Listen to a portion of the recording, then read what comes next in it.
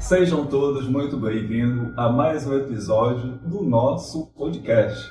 Podcast que é o Preto Pode. E se o Preto pode, aqui no Espaço Cultural Kunta Kinte, todos nós podemos. Que vai ao ar, como vocês já sabem, todos os sábados às 19 horas. Sempre com pessoas com personalidade das mais simples, das mais intelectuais, das mais simples, humildes, das mais prósperas, pessoa dos nossos arredores ou do nosso Rio de Janeiro, que a gente convida para dividir um pouquinho das suas experiências aqui conosco.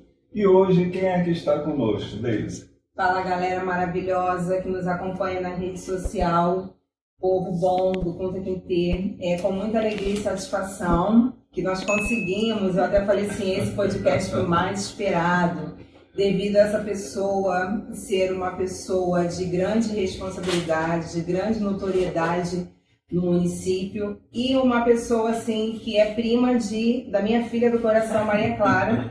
Então, Maria Clara, um beijo. Se Marcele está aqui hoje, doutora Marcele, é porque tem esse vínculozinho aí com a Maria Clara, né? Queimado sempre tem gente boa, alguém sempre conhece alguém. Então, doutora, secretária de saúde, Marcele, seja muito bem-vinda ao Espaço Cultural Kunta Kinte. Prazer é todo mundo. Muito obrigada por esse convite. Galera, espero que seja uma roda de conversa muito proveitosa, né? E eu amei o podcast, porque preto pode. Legal isso, né? A preta pode também. É genérico. Desse jeito. Lembrando a todos vocês que isso é uma produção do nosso companheiro Júlio Sagaz. Né? Idealização e produção toda feita por ele. Mas a gente não vai perder muito tempo, não. Vamos aproveitar. Que ter uma secretária municipal de saúde aqui no nosso espaço. A gente tem que aproveitar o máximo de tempo, porque é uma pessoa muito disputada, então a gente vai lá. E aí, como é que é? Você é preta, branca? Como é que você se vê? Eu sou... Aqui o preto pode, então eu também posso perguntar, então eu quero. E aí, como é que você se vê? A primeira vez que eu conversei com a Deise, eu até falei, Deise, eu tenho uma frustração. Porque sempre na semana da mulher caribenha, na semana de consciência negra, eu não sou reconhecida como preta? Eu falei, mas eu sou só porque eu pinto cabelo de ouro? Não, eu sou preta, eu sou negra, embora eu não sei porquê, mas nas certidões antigas já vem todo mundo como pardo. Mas não, eu me considero preta. E nos espaços, nos ambientes que você está, questão da medicina, as pessoas te veem assim? Então, eu sou de uma turma de 200 pessoas, né? Então no meu ano formaram 200 médicos na minha faculdade. E aí eu brinco, falando assim, eu sou da cota, porque é um número bem reduzido ainda. E aí, as pessoas, eu não sei se é por conta, né, da faculdade ser elitista, e ela a gente não percebia isso. Eu não sofri nenhum tipo de racismo durante a faculdade, nenhum. Meus amigos são bem branquinhos, de olhinhos, olhos azuis, mas eu não sofri isso não. Mas eles me consideram uma mulher preta, sim. Entendi. E hoje, como secretária de saúde, as pessoas continuam te vendo como não preta, diríamos assim? Porque mais uma vez você está no cargo de poder. Eu não percebo.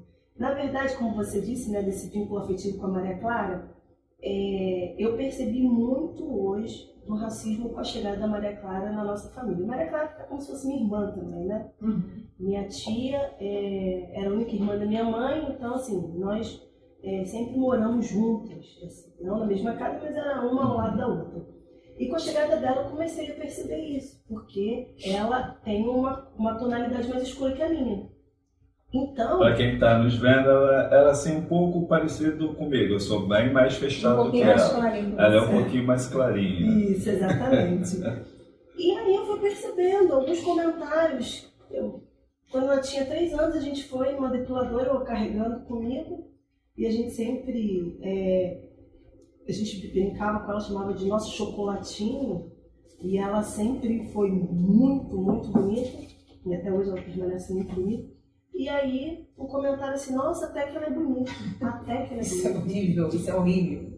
Aí, foi um dos primeiros contatos. E aí depois eu fui vendo. Eu não estive nessa viagem, mas a família inteira esteve na viagem. A gente foi para um determinado estado. E aí ela entrou na loja junto com a irmã dela. E o dono virou e falou assim, a gente logo percebe o turista que entra só para perguntar e aproveitar, né, da degustação, e aquele que vai comprar. E isso acontecendo até de forma até mais pejorativas em algumas coisas. Então, eu percebo e vejo nitidamente que a gente tem hoje esse racismo estrutural. Agora, eu, mais uma vez falo, sou frustrada, porque eu não sou vista como uma mulher preta. Então, vou te provocar. Será que essa falta de visão de alguns de dizer que você seja uma mulher negra, talvez seja o teu curso de medicina te clareou, né? Por ser uma profissão elitizada e a maioria, né, dos nossos médicos são brancos. Então, se você conseguiu ser médica, né? E a gente tem até que saber que você parece também que você é uma médica, mas é psiquiatra, né? A gente vai perguntar, né? Sim, durante esse período a gente vai perguntar. psiquiatra, Aí, de excelente. repente, pelo fato da medicina, te clareou, pô. Pode ser, Existem algumas discussões, né, que falam que, na verdade, o que a gente tem não é uma questão de raça, mas é uma questão de poder aquisitivo. Vai ficar bom isso, hein? Calma. Não, Deixa ela falar. não. Então, eu não sei até onde isso, de fato, se sustenta, né? Então, por exemplo, se a pessoa tem essa posição, né, então, na sociedade, ela não é vista, então, de repente, pela raça, né?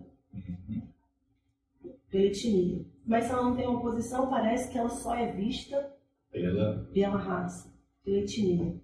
Então, eu acho que são provocações que a gente precisa de fato fazer. Então, eu já vou te perguntar só para que você mesmo responda. Você que trouxe, você responde. Você acha que o que predomina no Brasil igual o nosso, o preconceito, ele é mais racial ou é mais social? Difícil, hein? Mas eu ainda acho que ele é racial. Eu acho que ele é racial. E aí, junto, o social acaba vindo porque nós tivemos a abolição da escravatura, mas nós não demos nenhuma condição para que a gente desse à nossa população uma condição de vida. Então, assim, a gente tira da casa grande, mas eles vivem onde? Então, a gente atrela uma coisa a outra, né? E aí, meu pai... Quem é seu pai? Falar em fofo pai. Professor Silas, Falar ele em sempre pai. fala. Você é oriunda de Queimados? Eu né? sou nascida e criada na Bom Pastor. Nascida e criada em Queimados, mas fui nascida na Bom Pastor. Meu pai, ele sempre fala. Quem conhece meu pai sabe, né? Deise, ele vai falar. Deise significa... E aí, o significado de favela. Vocês sabem o significado de favela? Na verdade, quando houve a abolição, o povo saiu, não tinha para onde ir. Eles começaram a construir casas no morro e nesse morro tinha uma planta chamada favela. O nome da planta era favela. Então falava assim, onde que ele mora? Lá na favela. E aí veio daí essa questão, né, dessas construções, né, muito próximas uma das outras. Então eu acho que a gente ainda tem um maior preconceito realmente racial. Agora, social a gente percebe nesses acontecimentos de shopping, né? Então, assim, jogador de futebol que não é famoso. Recentemente, um casal de amigos, eles presenciaram isso numa loja. E aí, o rapaz, que é jogador do Volta Redonda, estava lá comprando e aí desistiu da compra e o segurança foi atrás dele. E aí falou, sabe a bolsa que eu quero ver se você não colocou nada nessa bolsa. Que você diria o que pra gente, né? Aqui o Preto Pode, o Espaço Cultural com PQP, tem a temática racial como pauta, né? Primordial. E a gente quer saber um pouquinho mais de você. O que você diria hoje para uma juventude, né? Para uma família que tem jovens negros, onde estatisticamente aí a possibilidade de morrer um jovem branco, a diferença de um jovem negro para um jovem branco bate quase 80%. Como é que você vê? Até porque você é da área de saúde, né? Fala um pouquinho para a gente esse panorama. Isso é triste. Essa realidade é muito triste. Saber que de repente você está condenado por conta da sua cor da pele. Então, por exemplo, eu também sempre cito isso, né? Quando eu tenho oportunidade. Eu tive a infelicidade, né, de ter contato com um artigo científico que dizia que as mulheres pretas, as mulheres negras, elas recebem menos anestésicos durante a indução de parto, porque culturalmente a mulher preta, ela consegue suportar dor mais do que a mulher branca. Médico Nina Rodrigues. Exatamente. Ele é que trouxe, né? Exatamente. Então, o que eu digo? Eu digo que a gente precisa ocupar os espaços. Eu acho que a gente tem sim uma dívida histórica, uma retratação. Há muita discussão também sobre as cotas. Eu acho que, num primeiro momento, a gente precisa fazer com que a gente tenha, sim, jovens negros ingressando na faculdade. E depois que a gente tiver uma qualidade na nossa educação básica, aí a gente vai poder disputar de igual para igual. Porque meritocracia, isso não existe na nossa sociedade. Então... É engraçado e é muito bom ouvir de você, sim, né? Você é médico, né? É uma profissão altamente elitizada e você fala sobre a questão de que no Brasil a meritocracia a gente pode dizer que isso é um privilégio. Exatamente. Né? Da forma com que eles tratam o mérito é manter um privilégio, né? Com certeza, com certeza. Então a gente percebe isso quando a gente teve, em um determinado momento na nossa sociedade, pessoas, né, de baixo poder aquisitivo podendo viajar para outro país. Isso incomodou demais a classe, a nossa elite, né, a classe elitizada. Então, de fato, a gente precisa sim ter espaços como esse, sabe, de mostrar que é através da educação, e eu não tenho dúvida nenhuma, que é a educação que vai fazer com que a gente ocupe esses espaços. Então, por exemplo, hoje eu tinha que ser médica, porque eu sou filha de 2 professores. Legal. E eu sou fruto da educação e da consciência que os meus avós analfabetos tiveram. A mãe da minha mãe, minha avó Zezé, ela lavava, passava, cozinhava para fora para que a minha mãe conseguisse estudar no mesmo colégio que a classe alta daqui de Queimados na época estudava. Então, ela viu na educação a possibilidade e através disso a minha mãe se tornou professora, fez faculdade, primeiro fez formação de professor e depois se formou em biologia. Legal. O meu pai, por sua vez, também. Teve uma determinada época que ele ficou fora da escola, por falta mesmo de condição. O meu avô, capinando, cuidava, na época tinha muita laranja, café aqui em Queimados, veio do Espírito Santo para poder fazer lavoura. E ele chegava em casa, meu pai conta isso pra gente, que falava assim, Lili, minha avó, né, esse menino fora da escola. Então, era uma consciência que eles tinham, que era através da educação que a vida era modificada.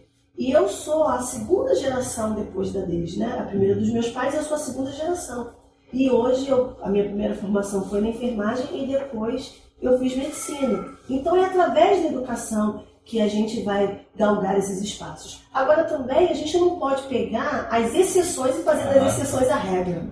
Aí a gente pega um jovem que vive num contexto de conflito, sem uma estrutura familiar, porque eu sempre tive uma estrutura familiar. E é importante. Exato. Eu sempre recebi apoio e condição para estudar. Eu não precisei trabalhar quando eu era enfermeira. Depois que eu fiz medicina, eu trabalhei, mas os meus pais me ajudaram muito.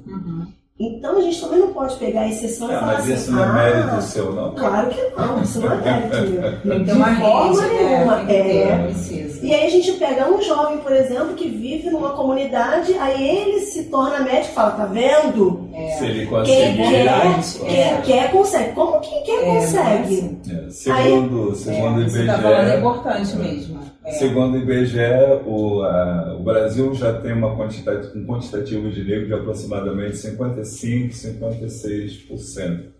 Na grande massa da população, a gente vê esse quantitativo, mas a gente vai subir numa escala social, aí o negro vai desaparecendo, né? Uhum. Então, a nossa luta aqui do Espaço Cultural com Taquité é justamente para ver se as pessoas percebam que a negrada não tem que ficar na estatística da negritude. Não está ali porque quer. Né? Sim, não é porque sim. não tem vontade, porque não é porque é desmotivado, mas é o que você está trazendo, né? Porque, na verdade, quando você fala de educação, na base, quem tem um poder aquisitivo coloca as crianças na escola particular. E aí você vê, quem não tem, vai para o público. Isso. E aí, quando chega na faculdade, quem estava no particular vai para onde? Para as públicas. E por que não permanece quem estava no público? Então, você trouxe o sistema de cota, né? As pessoas começaram a falar que os alunos, né, universitários que fossem pelo sistema de cota, o ensino ia enfraquecer. Como é que você vê essa... É uma fala meio preconceituosa, né? Mas a gente tem que fazer esse debate. Não, porque a gente também tem que ter cuidado, porque parece que a pessoa não faz nenhuma prova. Isso aí. E aí tem também um limite. Não é quem não foi aprovado em nada. E se você der oportunidade para essa pessoa, ela vai conseguir sim. E como outros que passam e ficam reprovados. Uhum. Então falar que porque você não teve às vezes uma base, você não vai conseguir, se ela entrasse lá sem prova nenhuma, ok, mas ela passa também por uma prova por um crivo. Só que é claro que tem uma diferença, porque a competição para cota ela é menor do que a competição para não cota. Mas ela vem com alguma base. Agora, se há um problema, se há uma deficiência, não é dela, é da educação de base. Então, eu aponto para um problema grave que a gente precisa também trabalhar na nossa sociedade, que é a educação. Então, você também, parece que você é formada dentro das suas especializações na médica, você é psiquiatra também? Sou. A minha especialização foi feita em psiquiatria. Agora, na enfermagem, como eu fiz na UFP, eu saí como licenciada também. Então, eu dei aula legal. na FAETEC para técnico de enfermagem. Legal. Então, na psiquiatria, é fascinante porque você trabalha... Tem muito maluco aqui queimado? Graças a Deus, muito maluco diagnosticado. É isso que eu falo. A gente fica chamando de maluco, né? Porque Não, espera mas é o que eu normal, quero, né? pô, mas é justamente, eu queria pôr aqui de perto. Tem muito transtorno de personalidade, né? Que as pessoas ficam querendo falar que, pô, não bota na conta da psiquiatria aquilo que não é psiquiatria, não, tá? Isso aí é problema de caráter. Mas atualmente, ansiedade e depressão é o que mais aparece? Sim, sim. Tem sido um carro muito chefe, por conta dessa forma da gente viver socialmente, né? A gente está cada vez se tornando uma sociedade muito individualista. A gente não vai conseguir se sustentar assim por muito tempo. Ou a gente começa a perceber que a gente vive em sociedade mesmo, compartilhando as coisas, porque também agora tudo que você fala que vai compartilhar é o comunismo, não tem nada a ver uma coisa com a outra, entendeu? E aí, qualquer coisa agora, sabe, essa polarização trouxe também muita coisa pra gente, né, ruim. Então não, a gente precisa do outro. Sim. Por quê? Porque pra gente comer, pra gente poder receber qualquer coisa é uma rede. Então, a psiquiatria, ela hoje tem adoecido, a psiquiatria tem trazido muitas pessoas adoecidas muito por conta do estilo de vida. Então, é uma competição desenfreada, é uma pressão muito grande para que você seja, às vezes, aquilo que você não é, É muita, mas muita mesmo disparidade entre o ser e o ter. E isso acaba adoecendo, porque nós temos estruturas cerebrais responsáveis pelas emoções. E aí, quando a gente acaba se comportando da forma que a gente não foi criado para ser, vem as doenças. E cada vez mais cedo. Muito mais cedo. Crianças com pânico, com ansiedade, cada vez chegando no consultório com idade mais, realmente, mais recente. Sim. E como é que tá? Vamos falar um pouquinho da secretária, né? A gente falou da médica, né? Avançamos até um pouquinho aqui nesse momento de ajudá-la a perceber o quanto é negra. Ela sabe que é, mas o entorno dela mas a gente ouvia desse jeito. A gente aqui no Conta Quem Tem estamos denunciando para que todos percebam e vejam que ela é negra, uma mulher negra. Mas como é que é a secretária? Como é que se deu essa coisa de você virar secretária? Até porque tem uma coisa também, né? Você é médica militar, né? Eu era militar, né? Eu tive que dar baixa do exército para poder assumir o cargo público, porque não pode ser militar com cargo público. Coragem. É verdade. Então, assim, ser secretária é um ato de coragem. Eu sou queimadense, eu sou nascida e criada aqui, como eu disse. Então, pode até parecer um pouco demagogo, né? Mas não é não. Eu recebi o convite do prefeito.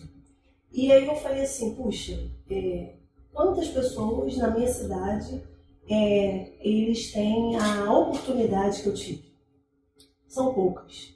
Então, eu de fato sinto o que a cidade precisa, andando nos lugares. Então eu falei, eu vou aceitar esse desafio. Mesmo que para isso eu precise abrir mão do exército, abrir mão de alguns consultórios, abrir mão da posse, que era um lugar que eu amava trabalhar, eu trabalhava desde... Abrir mão de ter paz, né? Isso aí. De ter vida particular, né? Porque as pessoas confundem e esquecem que aqui desse lado tem uma pessoa também que sente, que tem sentimentos. Agora, isso também é até por causa de uma necessidade, né? Que as pessoas não querem saber, elas têm uma angústia, têm uma pressa e vem você um porto seguro, então... Sim, isso nem me deixa de forma nenhuma chateada, não. O meu celular é um celular público, as pessoas têm acesso, eu sempre respondo, mas o grande desafio mesmo que eu tenho hoje enquanto secretária é fazer política pública. Porque eu sou apaixonada por política pública, eu sou filha de 2 pessoas que sempre militaram em políticas públicas de educação, e aí eu acredito realmente que a gente consegue, através daquilo que é garantido pela Constituição, dar a cada cidadão, a cada munícipe queimadense, a assistência digna. Então a gente está aí trabalhando para isso, está num momento legal assim, da cidade, com uma implantação de uma organização social temporariamente, porque o concurso também está tramitando, para a gente aumentar o número de profissionais nos postos de saúde, porque a nossa cobertura, ou seja, aquele número onde a gente consegue atender a população, quando a gente chegou era de 20%, e agora está em 34%, 35%. E com a chegada dessa organização social, já vai saltar para 60%. Então a gente vai atender mais do que a metade da população, garantindo aquilo que é responsabilidade do município. Porque também tem muita confusão. O que é do município, o que é do Estado, o que é da União. Sim. Então eu falo assim, a culpa é do SUS. Peraí, qual o SUS? SUS municipal, SUS estadual ou SUS federal? Porque cada ente tem a sua atribuição. E também é uma coisa que eu gosto muito de falar, porque as pessoas falam assim, você que gosta do SUS? Eu falo, claro. Então eu tenho o maior prazer de explicar ao município, não, isso aqui não é competência minha, mas eu faço isso, é o Estado que tem que fazer, por exemplo, cirurgias. Nós não temos cirurgias. É competência estadual. Então, mas eu odeio o CISREG. Mas o CISREG, o problema não é o CISREG. O problema é que a gente tem uma demanda maior do que a oferta. E é por isso que demora, às vezes, algum procedimento. E o que a gente tenta fazer é que quem não esteja na fila tome lugar, então, por exemplo, entrando, né, furando fila, e que a gente tenha realmente aquelas pessoas com indicação de passar na frente, porque o problema dela é mais sério, ela tenha isso garantido como classificação de risco que a gente já tem isso. Mas eu como, né, morador de Queimadas, raiz mesmo, né? Eu quero saber, né, quero poder ouvir da minha secretária como é que está a saúde do nosso povo queimadense. Diz para mim, como é que eu... A nossa saúde mesmo, assim, dos 92 municípios do estado, ela é uma saúde que está muito, mas muito mesmo sucateada. A gente já vem de uma dificuldade muito grande. E a pandemia, ela acabou fazendo com que alguns serviços que nós tínhamos, eles tivessem algum declínio. Vou dar um exemplo. Depois da pandemia, a Covid aumentou em 58% o número de hipertensos diabéticos de moderado a grave. Então isso aumenta muito o quê? O sistema de saúde. Então fala assim, mas agora está pior a saúde. Não é que está pior a saúde, é porque aumentou mais o número de usuários, de pessoas que precisam. Atrelado a isso, a pandemia, dizem até que tem a onda pós-pandemia. Por quê? Porque a gente também teve um número grande de desemprego. Então, muitas pessoas que tinham pequenos planos de saúde, aqueles às vezes que a empresa dava, perderam esses planos de saúde e também tiveram que recorrer ao SUS. Então, hoje, o que a gente está fazendo, então, pergunto, como é que está a saúde da população queimadense? A gente está tentando focar em promoção e prevenção à saúde. Então, nesse momento, a gente está com essa organização social para poder fazer a gerência. Tem 13 dias que eles começaram o contrato, então a gente está no momento em que a gente vai, de fato, dar para a população a atenção primária, que é a competência do município. E a questão de psicologia no município, por exemplo, eu sou professora da rede e a gente tem muita criança com questão de autismo, com várias questões que precisam de um encaminhamento, precisam de um psicólogo, precisam de um neuropsicólogo. E como é que a gente faz? Então, por ser psiquiatra, nesse contrato que a gente fez com a organização social, a gente colocou a saúde mental também. Bacana. E uma coisa interessante, isso não foi nada inventado por nós. O modelo que existe hoje é o modelo psicossocial. E esse modelo psicossocial, ele não consegue atingir a todos. Então, por exemplo, uma criança autista, uma criança com TDAH, ela não consegue ter o tratamento psicossocial, que seria um tratamento em grupo, que não é um tratamento individual e nem de referência. Então, a gente, com esse contrato, a gente quer, de fato, fazer com que os centros de especialização ou centros especializados de reabilitação, eles existam. Então, você vai ter o psicopedagogo, vai ter o terapeuta ocupacional, vai ter o fonoaudiólogo, exatamente, para poder tratar essas crianças de forma individualizada. Que dentro do Ministério da Saúde é só o modelo psicossocial no CAPS, mas a gente precisa do CER, que é o Centro Especializado de Reabilitação. E é isso que a gente também está pleiteando para que a gente tenha em Queimadas esse CER. E o nosso hospital, um dia vai sair? Olha, eu espero. Sonho, né? Eu espero. O maior problema do hospital é custeio. Porque investimento, que é uma verba que se consegue, você constrói. Mas depois, como é que você mantém esse hospital mensalmente? Então, a maternidade foi uma prova viva. Em setembro, outubro, que a gente conseguiu o custeio da maternidade, porque ela foi inaugurada sem custeio. Então, a gente espera sim que a gente tenha um hospital aqui em Queimados, que seja até regionalizado, né? Mas que seja no nosso território, na nossa cidade. Sim, sim. Então, tem comentários, né? A gente está perto de entrando num processo político, né? Sim. E aqui a gente não vai aprofundar essa questão, mas tem aparentemente tem algumas doenças que está tendo algumas foco em Queimados ou um crescimento. Sim, queria que você pudesse... Andaram colocando umas coisas aí em rede, é verdade, que é verdade, que não é. Excelente a sua colocação, muito obrigada. A gente teve aí uma matéria do RJ falando que Queimados e Magé, pois são os dois municípios que têm o maior número de pessoas, né, com HIV e AIDS. E aí, Tudo é um ponto de vista. Meu pai também sempre fala, Marcelo, ó, a minha visão daqui é uma e a de vocês do mesmo ambiente é outra. O que acontece? A gente hoje faz diagnóstico. E isso é bom, por quê? Porque as pessoas estão agora tendo a oportunidade de ter o tratamento correto. E aí eu liguei para o Estado e falei assim, mas como eu estou nessa classificação? E aí a responsável no Estado, por isso, falou assim, Marcelo, por que você está preocupada, secretária? Você está fazendo diagnóstico. Os outros lugares têm o mesmo número, só que eles não identificam. E você está identificando. Eu falei, então está mostrando o nosso trabalho. O trabalho do programa de ST e AIDS. Ela, é isso mesmo. Eu falei, então, isso me tranquilizou. Então, quando a gente consegue fazer o diagnóstico, a gente consegue tratar. Quando a gente não trata, ou não faz diagnóstico, a gente não trata.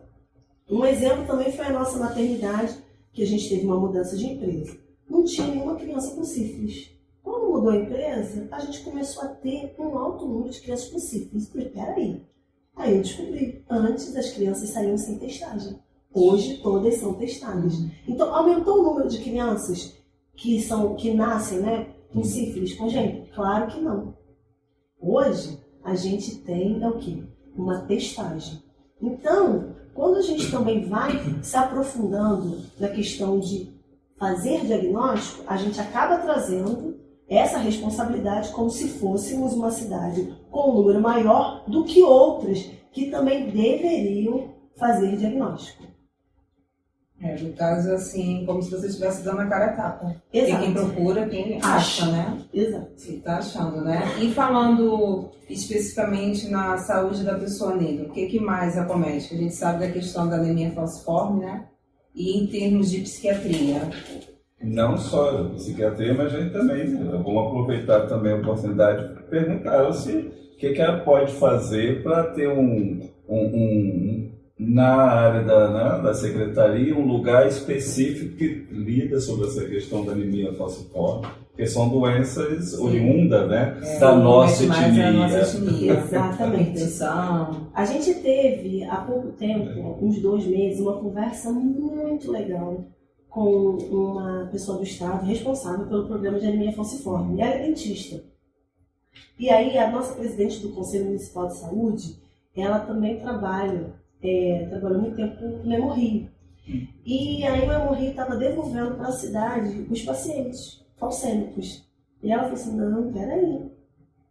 A gente precisa estruturar queimados, porque senão esses pacientes que eram atendidos aqui vão chegar lá e não vão ter o atendimento correto.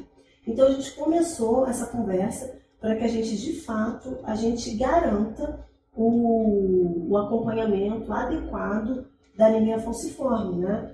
Para a população, para fazer o diagnóstico, fazer a descoberta, né? Então a gente tem trabalhado nisso sim. Aí a gente recebeu R$5.000 do Estado para poder investir nisso. Enfim, dá para fazer hemoglobina, né? Eletroforese, né? Alguma coisa dá assim. para fazer isso, exatamente. Mas a SINDEPROC também, né, a Secretaria de Direitos Humanos e Promoção da Cidadania, tem assim, trabalhado junto com a gente, a Gisele, que é coordenadora. Exatamente, a coordenadora da promoção, né, da igualdade racial, ela tem sempre batalhado, então a gente fez um fórum agora para a gente discutir isso, né? Na verdade, o nosso objetivo, o nosso desejo é que a gente, de fato, não precisa fazer divisões, mas que as pessoas sejam tratadas no mesmo espaço, de forma, na verdade, com equidade. O que é equidade? Não é igualdade. Então, a equidade é fazer com que você seja atendido na sua necessidade e você na sua necessidade. Então, esse é o nosso desejo. Então, a gente também, através dessa expansão da atenção primária, a gente deseja isso. Então, por exemplo, tem uma outra coisa também que às vezes as pessoas não falam. Além da anemia falciforme, a hipertensão arterial também. E às vezes é muito resistente no negro, mais do que no branco. Então tem alguns medicamentos que não respondem no negro. Então, por exemplo, o captopril é uma medicação que nem sempre tem uma boa resposta na população negra. Então, quando eu era médica, que eu estava lá na ponta Então, quer dizer, essa pessoa, ela... Porque tem gente também, que a gente é miscigenado, né? Todo mundo.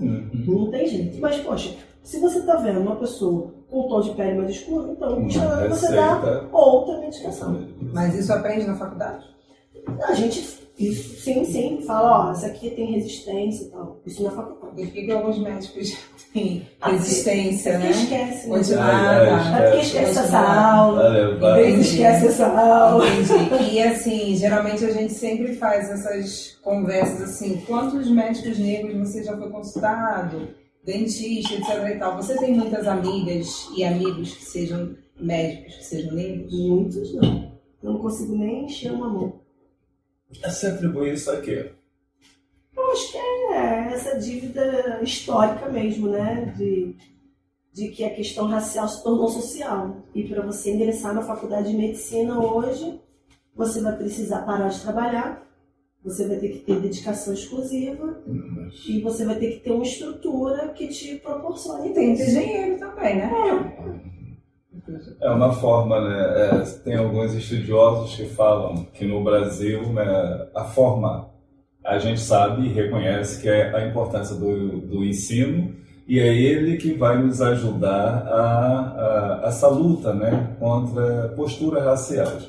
Mas a gente também sabe que o nosso ensino, né, o formato dele ainda é elitizado. Sim. Porque quando a gente tem alguns cursos que são em tempo integral, ele já está, por si só, impedindo que um monte de gente possa fazer. Exato. Exato. E, normalmente, são os cursos mais elitizados. E que vai dar, realmente, um status social.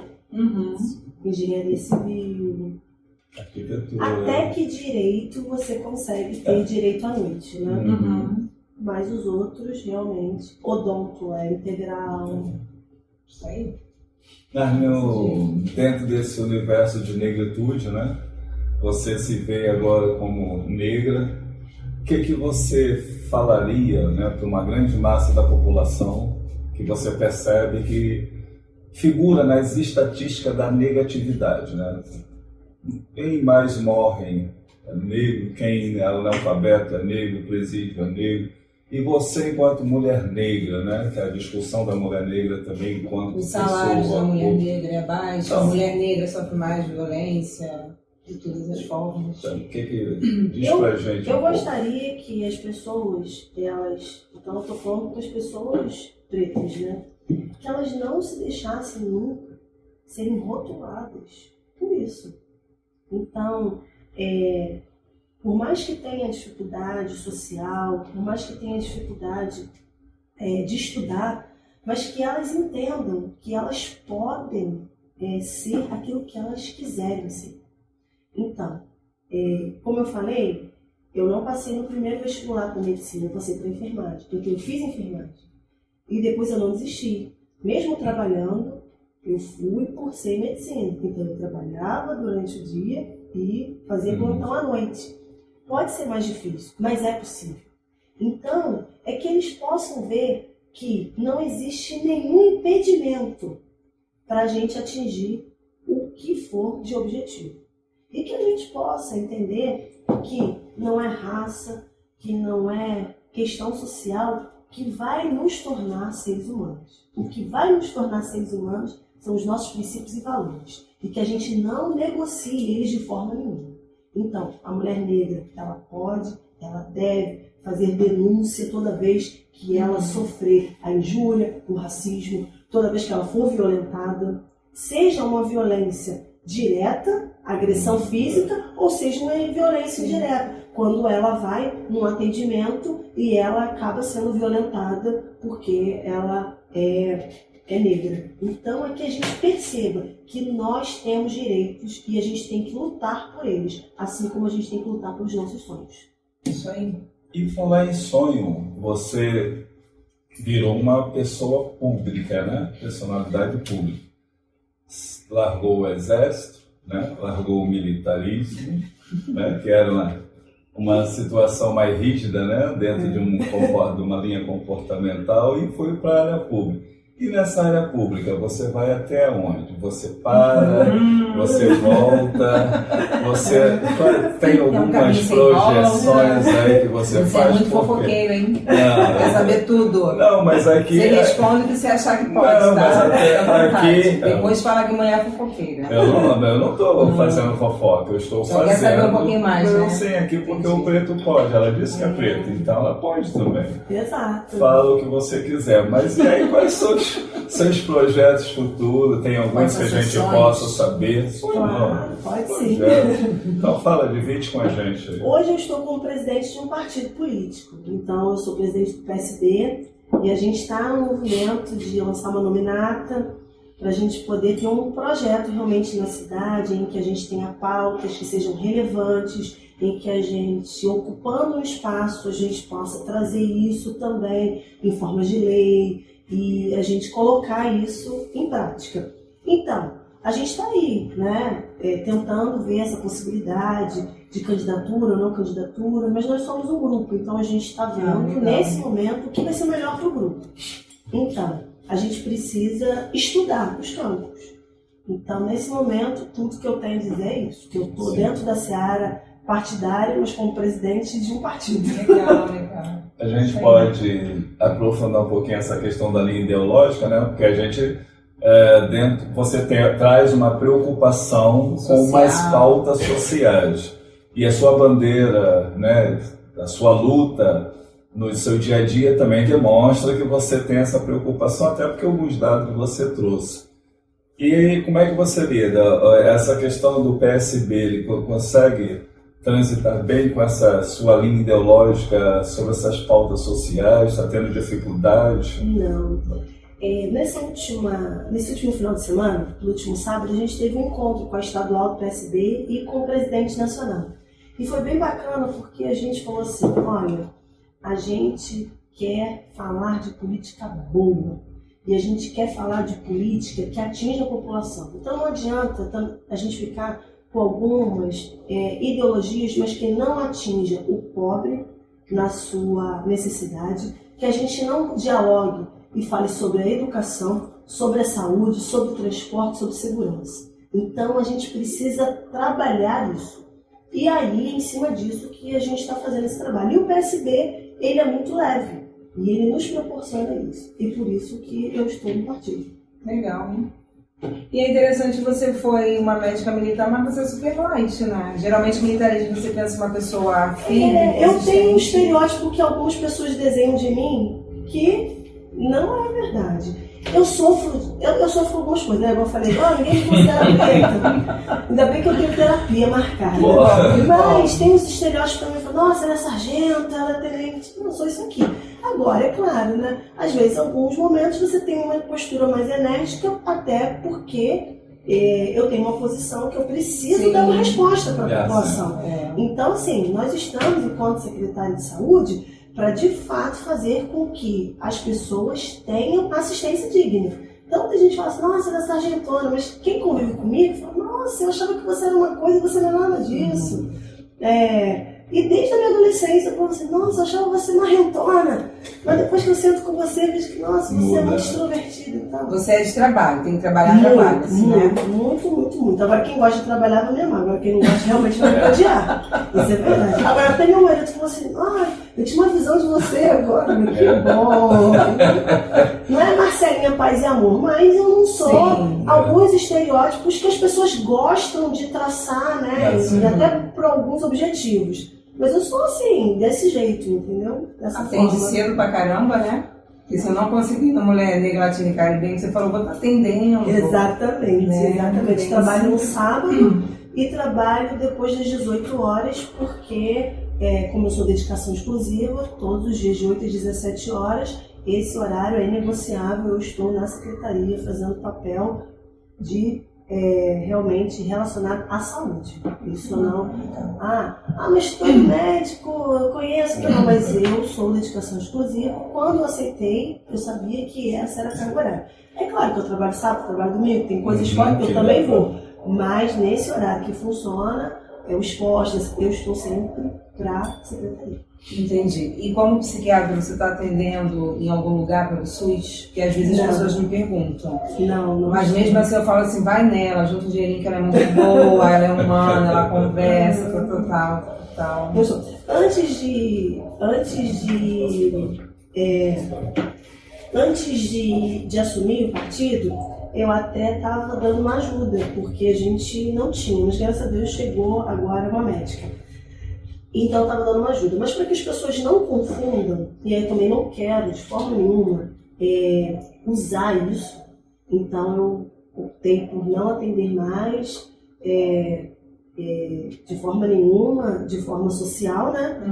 Para que as pessoas depois não achem que eu estou usando isso como plataforma política. Porque de forma nenhuma eu acho que isso é inegociável, sabe? Então, a gente está falando de vida, né? Então a gente não negocia isso. E dentro da sua trajetória de médica, de secretária de saúde, consegue treinar? Você está com os bracinhos em dia, estou percebendo. Consegue... A pessoa vai ficar feliz. Consegue se divertir? Como é que é isso? Se divertir às vezes nem tanto, né? Porque é tanto aborrecimento, é tanta mazela também que a gente convive, que eu tenho dificuldade também de conseguir me desligar. E aí eu tô até trabalhando isso na terapia para entender que tem situações que não são responsabilidades minhas. Tem um limite. Exatamente. Mas a academia tem sido muito boa porque ela tem me proporcionado realmente qualidade de vida, porque eu faço exercício físico, então o meu dia fica muito mais produtivo. O dia que eu malho, eu durmo melhor, então eu acabo liberando, né, hormônios através da atividade física. E agora, né, eu tô de lua de mel. Amanhã eu faço um mês de casado. Caralho, porra, meu, tá feliz da vida. Tá muito bem, né? Que coisa boa, é isso aí. Caraca, Legal. E assim, a gente tá em dezembro, né, 2023, como é que foi esse ano para você? Eita. Ela já falou, foi maravilhoso. Porque ela casou? Cara. Foi maravilhoso mesmo. Eu nem imaginaria, né, que eu ia casar no ano de 2023. Mas a gente se conheceu no final do ano passado e aí esse ano todo. E foram rápido. Quem é o 11 meses. Que legal. É o homem mais lindo do mundo. Legal. E ele assim, privilegiado. Exato. Né? E ele te acompanha sempre, porque você ele é igual você, aparente... assim, vocês são parceiros então, ele é meu parceiro. Só que ele fica mais nos bastidores, Entendi. Mas ele é meu parceiro toda hora. Mas você parece ligada meio 220 e tal, ele o quê? Tá não, assim? ele engana, tá? Esse rostinho dele assim, porque é tímido. Não, ele é tímido, mas ele também é aceleradinho. Ele me acompanha, Mas é bom porque quando eu tô muito, aí ele fala assim, Marcelo, peraí. É bom ter um... E aí ele me dá uma trava. Legal. Vida longa, isso aí, muito bom. Mas casou um mês deles. Viu? Nós somos privilegiados, menino. Quando eu fiz o convite, ela falou, vou casar. Eu falei, que legal. Vai pra lua de mel, depois a gente marca, né? E quando ela falou da acessibilidade do celular, realmente, ela atende. Legal, isso aí. Gente da gente, né? Isso é bom. Pra gente é muito bom. Eu não tô conseguindo dar conta de todas as mensagens. Mas eu vou lendo à medida, né? Que vai chegando. Por exemplo, áudio é mais difícil de ouvir, porque nem sempre eu consigo parar para ouvir o áudio, mas quando é uma mensagem escrita, eu consigo escrever. O Eduardo também fala assim, mas deixa um pouco esse celular de lado, porque às vezes eu chego em casa. Outra coisa legal também, que eu não tenho problema com isso, eu acho que isso também é formidável. A gente tem essa jornada, então, eu vou para a secretaria, às vezes eu vou para o consultório, chego em casa, faço jantar, pra gente jantar juntos, isso é bem legal. Muito legal, viu? Você é sincero, né? Mas eu posso falar, né? Pode, querido, tá bom, fala. 1 mês, 2 meses, eu faço também, depois então daqui a um ano você me chama aqui de novo. Isso você tá dizendo o quê? Que eu não faço jantar? Não, faço. Eu acordo 6 horas da manhã, faço almoço, você quer que eu faça jantar? Não, você tá de brincadeira. Ou faz almoço ou faz jantar. Eu não faço. Eu não faço Vou almoço. beber mais um pouco. Então eu faço jantar. Eu acho bom que a gente vai fazer lua de mel ainda, dia 21 de dezembro. Então você segura aí, senão não vai ter lua de mel. São quantos anos que a gente vai fazer? Pô, Dezinha, tem que falar mesmo? Ué, você que postou Pô, assim, cara, cara. 23, não, a entrevistada é... Ué, mas 23 anos? 23 anos, cara. Nossa. é desse jeito. Mas começou assim, com 1 mês, 2 meses, não começou agora. Não, É. Com 3 meses ele falou que a gente ia casar. Eu falei, você tá maluco? Eu Não. tô fazendo faculdade. Não, pode fazer essa faculdade, pode terminar. Não foi assim não, mas tudo bem. Foi sim, você Mas nega. você- Foi, ficou apaixonado pelo meu andar. Foi ou não foi? Meu Deus do céu. Foi ou não foi? Mas voltando para a área da saúde... Exato, eu acho que... Mas você faz bem essa coisa de ser algo que você gosta de cozinhar, é legal. Sim, né? sim. É bom. E aí a gente também tem que ter cuidado com os extremos, né? Uhum. Então, assim, tem uma questão também de como se fosse proibido a mulher fazer Uhum. os serviços da casa.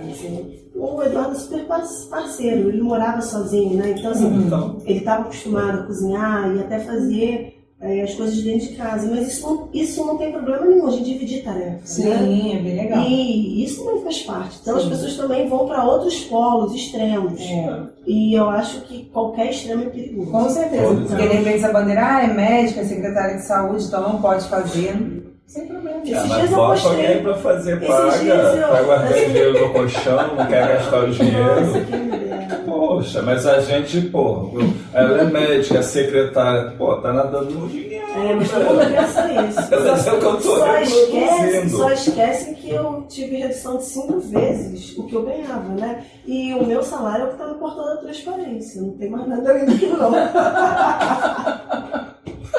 Tá certo. Agora, esses dias eu postei lá no meu Instagram, meu primeiro feijão que eu cozinhei. Olha, Caraca, legal. legal. E depois vocês podem perguntar pra eles Ah, se isso a é comida bom, se a comida é boa. Não, a gente Na vai lua de fazer... mel é tudo muito bom. A gente vai fazer uma entrevista. O próximo podcast vai ser em casal, hein, Eduardo? Não vai escapar. Exatamente, pode Pra deixar. gente fazer. É legal. Não, é bom a gente poder fazer uma entrevista dessa natureza, até porque a maioria da população vê um ente político muito distante. Uhum. Então, quando a gente tem essa oportunidade, né, de aproximar, testificar esses momentos, a gente Tá bom.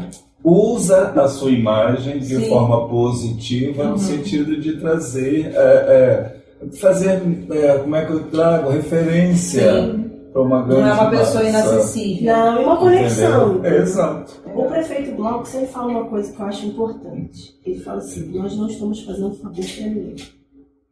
Isso é atribuição nossa. Então, às vezes, algumas pessoas pedem assim, eu estou precisando disso.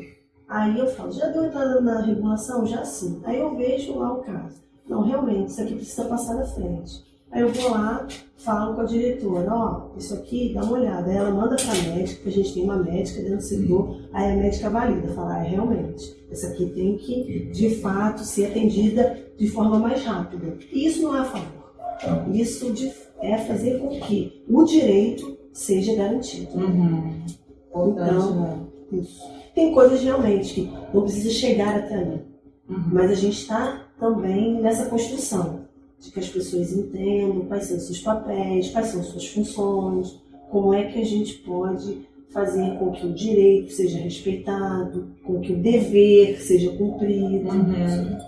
É um trabalho, né, assim, de algum tempo. Não serão 3 anos que vai mudar uma cultura de muitos anos. Nós somos uma cidade de 32 anos e não serão esses anos, né, pequenos anos que a gente vai mudar. A gente teve um ano inteiro de pandemia de 2021, que é 33 anos que a gente fez agora, esqueci. Uhum. A gente teve um ano inteiro de pandemia em 2021.